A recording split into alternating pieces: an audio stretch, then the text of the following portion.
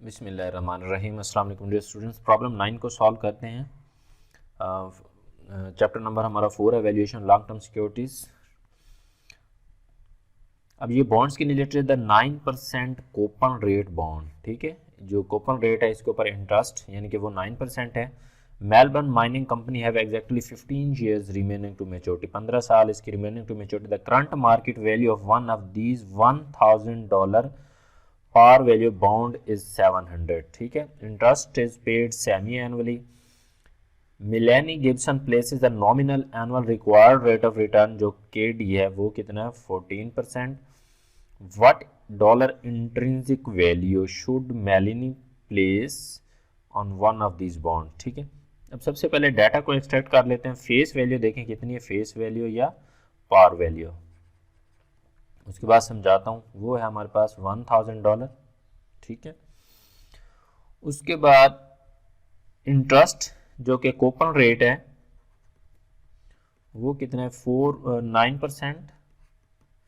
और KD कितना है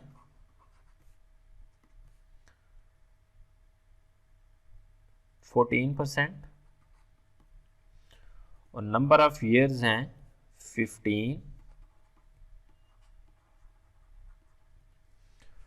और वैल्यू हमने फाइंड करनी है इंट्रिंसिक वैल्यू।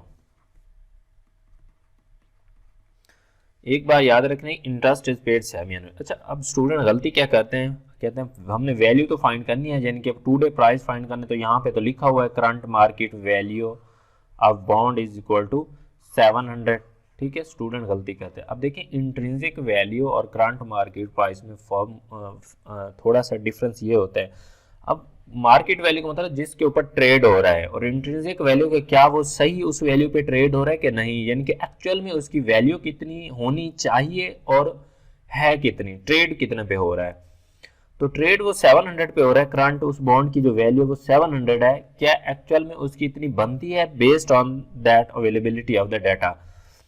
तो इसको हमने चेक करना है, सॉल्व करना है। तो interest is paid semi annually, जब इंटरेस्ट सेमी एनुअली तो फिर हम इन इंटरेस्ट को 2 के ऊपर डिवाइड कर देते हैं, क्योंकि 9% को 2 पे, क्योंकि साल में 2 दफ़ा कंपाउंडिंग होती है, तो ये 4.5% बन जाएगा। और इसको भी 14% को डिवाइड कर देंगे 2 के ऊपर, तो ये कितना बन जाएगा 7%। और इसको हम 2 से मल्टीप्लाई कर देते हैं नंबर ऑफ ईयर्स को, तो ये टोटल क्या बन जाएंगे 30 years, ठीक है। तो ये इक्वलेंस हो जाएगा।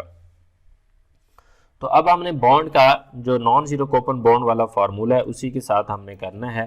V0 is equal to interest into present value of interest factor for annuity KD N plus maturity value into present value of interest factor. पहले में एनुटी, दूसरे में सिंपल हमने करना है। तो अब ये जो इंटरेस्ट फाइंड करते हैं ये हमारा कूपन के ऊपर होता है। अब वो है 1000, इंटरेस्ट कितना बनेगा 1000 मल्टीप्लाई बाई 4.5%, तो ये 45 आ जाएगा।